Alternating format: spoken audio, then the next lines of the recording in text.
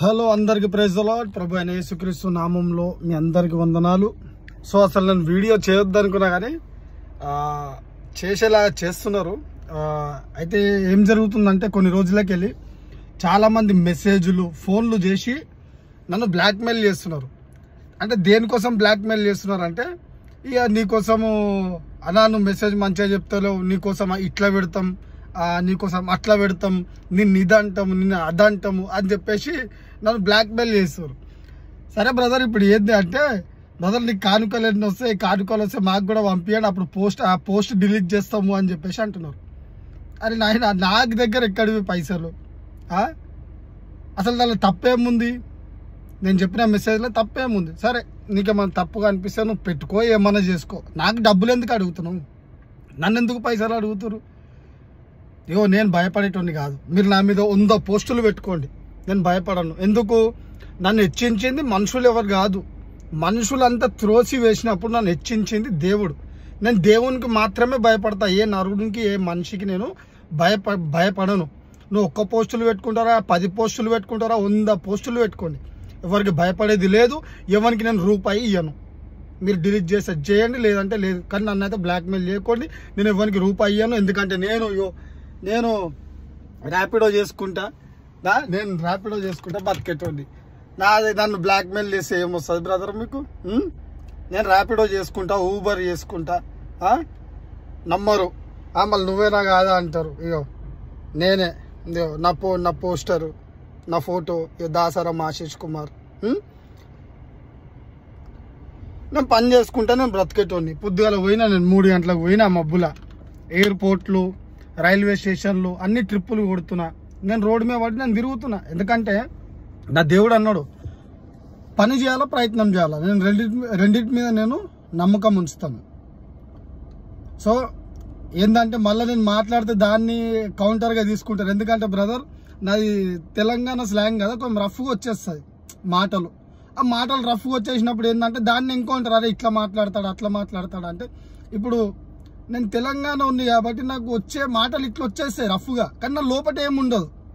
నేను ప్రేమతోనే మాట్లాడతాను, కానీ లాంగ్వేజ్ అట్లా ఉంటుంది, వినేటోళ్ళకి బాధ అనిపిస్తుంది అది. సో నేను కూడా లాంగ్వేజ్ కొంచెం చేంజ్ చేసుకుంటున్నా. ఎందుకంటే నాకు చాలామంది ఆంధ్రాలో చాలామంది నా స్నేహితులు ఉన్నారు. నేను దేవుళ్ళకి వచ్చినాక ఫస్ట్ నన్ను వాడుకుందే ఆంధ్రాలో ఉన్న సేవకులు చాలామంది, నాకు తెలిసిన వాళ్ళు. నన్ను తెలంగాణలో ఎవరు వాడుకోలే. ఆంధ్రోళ్ళకి నువ్వు వ్యతిరేకత, నేను ఎవరికి కాదు. నన్ను ఫస్ట్ వాడుకుందే, నన్ను హెచ్చించిందే ఆంధ్ర ప్రజలు. సో నా మాట కొంచెము వచ్చేస్తుంది రఫ్లా. దాన్ని బట్టి మీరు నన్ను ఇంకో అదేంది కౌంటర్లు చేసుకుంటా. నేను ఏదో 4-5 మందితో ఎవరు సేవకులతో ఫోటో దిగినా అండి. అదేది నాకు మంచిగా అనిపిస్తారు, నాకు మంచిగా అనిపించింది. ఎందుకంటే నేను వాళ్ళ మాటలు వినే నేను రక్షణలోకి వచ్చిన. 4-5 మంది సేవకులతో ఫోటోలు దిగితే ఆ ఫోటోలు పెట్టి వీళ్ళు బ్లాక్మెయిలింగ్ చేయడం. నాకు నాయన సేవకులకి నాకేం సంబంధం లేదు. ఏదో పాపం అభిమానితోటి నేను పోయి ఫోటో దిగిన వాళ్ళతోటి. నువ్వు వాళ్ళని కూడా మధ్యలోకి తీయడం ఎందుకు? నువ్వు పోయి ఇప్పుడు ఆ సేవకులను అడుగు, ఆశీష్ ఎవరో తెలుసా అంటే, ఎవరో బ్రదర్ మాకేం తెలుసు, చాలా మంది వస్తారు, ఫోటోలు దిగుతారు, పోతారు అంటారు వాళ్ళు. నేను కొన్ని ఫోటో దిగడికే పోయిన వాళ్ళ దగ్గర, వాళ్ళని కూడా మధ్యలోకి తీయడం. సో ఒక్కటి నేను చెప్తున్నా ఏంటంటే, నేను పని చేసుకుంటా, నేను ఎవరి మీద ఆశపడను, ఏ కానుకల మీద ఆశపడను, ఏ దశభాగాల మీద ఆశ నేను పడను. మా అంటే ఫోన్ చేసి 10 రూపాయలు ఉన్నాయన్న పంపి అన్న, మళ్ళీ సాయంత్రం ఇస్తాను అడుక్కుంటాను. కానీ మనము దొంగ లెక్కలు మన దగ్గర లేవు. మనం పని చేసుకుంటా, నేను కష్టపడతా, దేవుని సువార్త ఆదివారం నేను ప్రకటిస్తాను. నేను దొంగ సేవకుని అని చెప్పేసి మీరు అంటారు. ఓకే, కరెక్టే. అందరికీ కాదు, కొంతమంది నాకు మెసేజ్ చేస్తున్నారు, పర్సనల్గా ఫోన్లు కూడా చేస్తున్నారు. సో అన్ని రికార్డింగ్లు, వాళ్ళ పోస్టర్లు అన్నీ ఉన్నాయి, స్క్రీన్ షాట్లు అన్నీ ఉన్నాయి. పైసలు అడుగుతారు వీళ్ళు నాకు. నేను వీళ్ళకి పైసలు ఇవ్వలేను అనుకో, నా కోసం ఏదో బ్యాడ్గా ఏదో ఛానల్స్లలో నన్ను ఏదో వేంపుడా ఏమో చేస్తారంటే వీళ్ళు. అరే చేసుకోండి బ్రదర్, మన దగ్గర అయితే రూపాయలు లేవు. మీరు ఎంత నన్ను బ్యాడ్ చేసినా దేవుడు హెచ్చించేటోడు దేవుడు ఉన్నాడు. సో అట్లా పైసలు అడుగుతున్నారు వీళ్ళు. అసలు వీళ్ళు ఏందా అసలు మనకు అర్థం కాదు. నేను దొంగ సేవకున్నా, దొంగ సేవకుడు ఆశీష్ అంటాడు. సరే నేను దొంగ సేవకుని, మీరు మంచి సేవకులు కదా, మీకు బైబుల్ అంతా తెలుసు కదా. మళ్ళీ దేవుడు అన్నాడు సర్వ సృష్టికెళ్ళి సువార్త ప్రకటించుడి అని చెప్పేసి దేవుడు అంటున్నాడు. సరే, నేను దొంగ సేవకుని అయితే, నువ్వు మంచి సేవకుని అయితే, నీవు నాతో సువార్తకు వస్తావా? నేను రెడీ, నేను పని చేసుకుంటా, సువార్త ప్రకటిస్తా, అన్నీ చేసుకుంటా. నువ్వు నాతో సువార్తకు వస్తావా? నడి రోడ్డు మధ్యలో నుంచొని నేను సువార్త ప్రకటిస్తాను, నువ్వు కూడా ప్రకటిస్తావా? వస్తావా? నేను ఇప్పటికి 100 వీడియోలు అండి, 100 అటాకులు జరిగినాయి సువార్త ప్రకటిస్తుంటే. ఒక్క వీడియో కూడా నేను బయట పెడతలేను. ఎందుకంటే కొంతమంది మన క్రైస్తవ సహోదరులే కొంతమంది చెప్పారు, అన్న పెట్టకన్న వీడియోలు ఎందుకు, రహస్యంగా చూస్తున్న తండ్రి నీకు ప్రతిఫలం ఇస్తాడు కదా, ఇట్లా పెట్టడం వల్ల నువ్వు స్ట్రీట్ గాస్పల్ వీడియోలు పెట్టడం వల్ల కొంచెం చాలా మంది తప్పుగా అనుకుంటున్నారు అన్న అంటే, సరే వాళ్ళ మాట కూడా ఉన్నాయి ఇన్నా. మళ్ళీ కొంతమంది అన్యులు కూడా, అన్న నువ్వు సువార్త ప్రకటిస్తే చర్చలో ప్రకటించుకో అన్న, రోడ్డు మీద ఏందన్నా మాకు కోపం వస్తుంది, మాకు అది వస్తుంది, మేము బాధపడతామంటే, సరే బ్రదర్ మీరు బాధ ఎందుకు పడుతున్నారు అని చెప్పేసి. సో ఇట్లా నేను కొన్ని వీడియోలు కూడా బంద్ చేసిన పెట్టడం, పోస్టింగ్ చేస్తలే. నేను ఎన్నో జరిగినాయి, పోస్టింగ్ చేస్తలే. సో అందరిని అర్థం చేసుకొని మనకు కావాల్సింది సువార్త. వీడియో పెడితేనే సువార్త కాదు కదా, రహస్యంగా కూడా సువార్త ప్రకటించుకోవచ్చు. సో నేను రహస్యంగా ఇప్పుడు సువార్త ప్రకటిస్తున్నా, ఎక్కువ వీడియోలు నేను పెడతలే. సో ఇప్పుడు మాట్లాడుకుంటూ పోతే చాలా మ్యాటర్ ఉంది. సో ఒకటే మాటలో చెప్పేస్తా, నేను అబద్ధ బోధకున్నో మంచి బోధకున్నో దేవుడు చూసుకుంటున్నాను.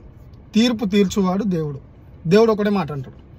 నువ్వు నా కోసం వీడియోలు పోస్టర్లు పెడుతున్నావు, దేవుడు అంటున్నాడు పరుని సేవకునికి తీర్పు తీర్చుటకు నువ్వు ఎవరివి?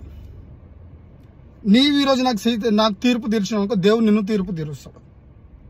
సో నువ్వు మంచిగా ఉండి నువ్వు దేవుని సువార్త ప్రకటించు ఫస్ట్, దాని తర్వాత ఇతరుల మీద నువ్వు ఏడుస్తావా లేదా నవ్వుతావా ఇది నీ ఇష్టం. కానీ నేను ఒకటి అంట, ఇప్పుడే ఆర్డర్ పడ్డది, నమ్మరు మళ్ళా. అయ్యో చూసిరా.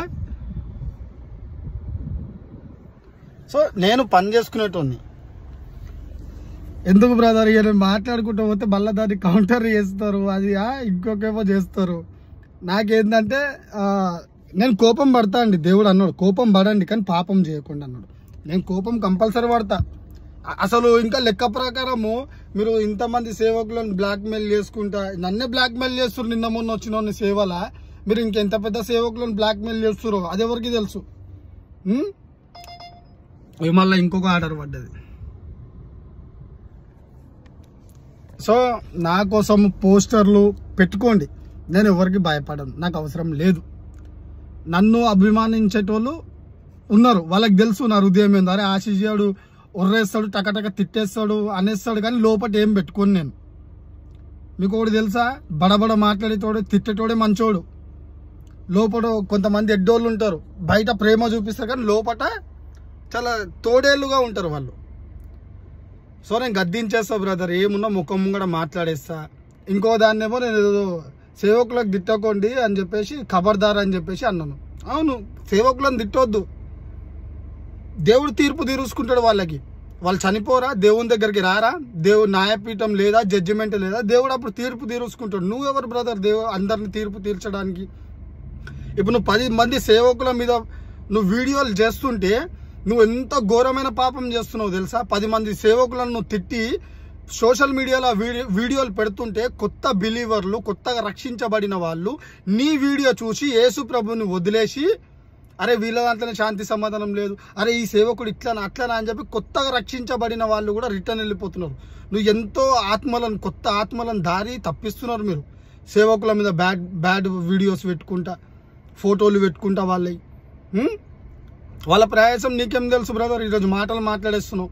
సో నువ్వు అంత మంచి సేవకునివి అయితే నువ్వు ఎన్ని సంఘాలు కట్టినావు? నీ సంఘాలకు ఎంతమంది వస్తున్నారు? ఖాళీ యూట్యూబ్లలో వీడియోలు చేసుకుంటుండడం కాదు. దేవుని సన్నిధి అంటే, దేవుని పరిచర్య అంటే మాటలు కాదు, శక్తితో కూడినది. అది శక్తి చూపి.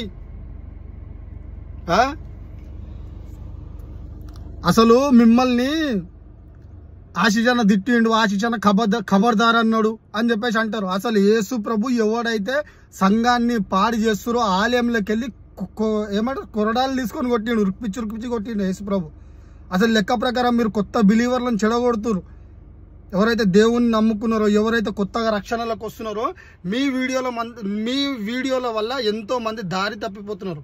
అసలు లెక్క అనుసారం కొడరాలు తీసుకొని కొట్టాలా, ఇంకా నేను కబర్దార్ అంటున్నా అంతే. సో ఏ సేవకుని మనం తిట్టే అవసరము లేదు, బ్లాక్మెయిల్ చేసే అవసరం లేదు. నువ్వు నన్ను బ్లాక్మెయిల్ చేసినావు అనుకో బ్రదర్, రూపాయి వెళ్ళదు నా దగ్గరికి వెళ్ళి. నేను ఎసొంటోనంటే నా ఫోన్పే కూడా నీకు చూపిస్తా. నువ్వు ఇంకా నమ్మలేవా, 6 months ట్రాన్సాక్షన్ నీకు చూపిస్తా. ఖాళీ ర్యాపిడోవే వస్తాయి పైసలు, దాంట్లో ఊబర్వే కనిపిస్తాయి, కానీ ఇంకెక్కడికి వెళ్ళో కానుకలు గినుకలు వచ్చినాయి కాదు. నాకు పైసలు కావాలంటే నేను ఫోన్ చేసి అన్న ఒక 2000 ఉన్నాయి, ఒక 1000 రూపాయలు ఉన్నాయి అని అడుక్కుంటా. నాకు తెలిసిన వాళ్ళని అడుగుతా, అందరినీ కాదు మళ్ళీ. కానీ ఎక్కడ నేను ఎవరిని బలవంతం చేయను. ఇప్పుడు వీళ్ళు ఎట్లా అంటే వీళ్ళు ఒక బ్యాచ్ ఉంటుంది బ్రదర్, వీళ్ళది ఒక బ్యాచ్ ఉండి వీళ్ళంతా ఏంటంటే ఒక్కోళ్ళ మీద ఒక్కోళ్ళు వీడియోలు పెట్టుకుంటే ఒక గ్యాంగ్ ఉంటుంది. ఇది గ్యాంగ్ ఉండి ఒక్కో సేవకుల మీద ఒక్కొక్క వీడియోలు పెట్టుకుంటూ వెళ్ళిపోవాలా. వాళ్ళు పైసలు ఇస్తే మంచిది. వాళ్ళు బ్రదర్ ఎందుకు బ్రదర్ మా కోసం ఇట్లా వీడియోలు పెట్టినా అంటే కథ మెల్లగా దారిలోకి సేవకున్నా ఓకే అయ్యగారు ఇంత ఇచ్చేసేయండి మేము వీడియో డిలీట్ చేసేస్తాము అని చెప్పేసి అంటారు వీళ్ళు అసొంటి బ్యాచ్. సో విసొంటోళ్ళు ఏం మన కోసం ఏమని అనుకున్నా భయపడేదే లేదు బ్రదర్. వీళ్ళని చూసి ఎవడు పరిచర్యలకు రాలే, వీళ్ళకి భయపడాల్సింది. ఆకాశమందున్న చూచుచున్న దేవుడు, హృదయ అంతరంగంలో ఎరిగినవాడు, ఆయనకి నేను భయపడితే చాలు. ఇసొంటి పిల్లలకి మేము భయపడము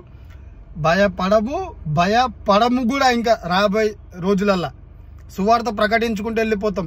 మేము దొంగ సేవకులం అయినప్పుడు సరే నువ్వు మంచి సేవకుని అయితే నాతో రా, నా మొబైల్ నంబర్ ఇస్తా, వెళ్దాము వీధి సువార్త ప్రకటిస్తాం, చూస్తా. మళ్ళీ నువ్వు నిజమైన సేవకున్నా, నేను నిజమైన సేవకున్నా. ఉత్తి మాటలు మాట్లాడుకోండి. ఇంకోటి ఏంటంటే రూపాయి కూడా ఇయ్యను. ఒక్క వీడియో కాదు 100 వీడియోలు పెట్టుకోండి నా మీద. ఆశీష్ ఇది అది ప్రెస్ వాళ్ళని పిలుచుకోండి, సోషల్ మీడియాలో మీరు నా కోసం ఏమన్నా చేసుకోండి. ఒక్క రూపాయి కూడా ఇయ్యను, ఎందుకంటే నా దగ్గర లేవు. మీకు ఇయ్యనికే నేనే కష్టపడి చూడండి. నాకే నెల వస్తే ఈఎంఐ ఉంటుంది, బండి ఈఎంఐ కట్టాలా 20,500, పిల్లల ఫీజు కట్టాలా, ఇల్లు రెంట్ కట్టాలా, రేషన్ తేవాలా, మళ్ళీ పిల్లలకి జ్వరము అది ఇది. నాకే 100 టెన్షన్లు ఉన్నాయి బ్రదర్. నా దగ్గర రూపాయి అడిగితే నా దగ్గర లేవు, పైసలే లేవు. నేనే కష్టపడేటోడిని. ఇప్పుడు గ్యాస్ కూడా గ్యాస్ కొట్టించుకోవాలని నా బాధలు, నా కష్టాలు నాకే ఉన్నాయి. ఆల్రెడీ నాకు ఇంత టెన్షన్ ఉంది. కుటుంబాన్ని చూసుకోవాలా, పిల్లలను చూసుకోవాలా, మళ్ళీ పరిచర్య చూసుకోవాలా. మళ్ళీ నీసొంటోడు క్రైస్తవులే అన్యులే ఏడుస్తున్నారా నాయన అంటే, అన్యులే 10 మంది ఫోన్ చేసి తిడుతుర్రా నన్ను అంటే, మళ్ళీ మీదికెళ్ళి మీరు క్రైస్తవులు దేవుని నమ్ముకున్న బిడ్డలు మళ్ళీ మీరు కూడా పడి ఏడవడం. ఇటు అన్యులతోటి మాట్లాడాలా, ఇటు మీతోటి మాట్లాడాలా. సో ఇది లాస్ట్ వీడియో. మీరు ఎంత ఏడుచుకున్నా, నన్ను ఎంత బ్లాక్మెయిల్ చేయాలనుకున్న రూపాయి రాదు, రూపాయి ఇయ్యను నేను. Okay, God bless you. ఎంత అన్నా సోషల్ మీడియాలో ఎంత ప్రచారం అన్నా చేసుకోండి. ఆశీష్ గలీజోడు, ఆశీష్ ఇది అది అని చేసుకోండి, నాకు అవసరం లేదు. ఈ కొంచెం పేరు నాకు దేవుడు ఇచ్చిండు, దేవుడే ఇచ్చిండు, ఏ మనిషి కాదు. నేను ఏ మనిషిని నమ్ముకొని సువార్తలకు రాలే. నేను రాబోయే దినాలలో నేను మనుషులను నమ్మను కూడా. నేను నమ్మేది దేవుణ్ణి నమ్ముతాను. ఆయన నిన్న నేడు ఏకరీతిగా ఉన్నవాడు. మీరు ఎంత డిస్కరేజ్ చేసినా అంతగా నేను హెచ్చించబడతాను. యోసేపుని ఎంతమంది అయితే సొంత అన్నదమ్ములే సొంత అన్నదమ్ములే తొక్కేయాలని ఆలోచన చేసినప్పుడు దేవుడు హెచ్చించినాడు. ఎందుకంటే రహస్యంగా చూచుచున్నవాడు, రహస్యంగా నా దేవుడు చూస్తున్నాడు కదా అని చెప్పి యోసేపు దేవునికి భయపడ్డాడు, మనుషులకు కాదు. సో నేను కూడా దేవునికి భయపడతా.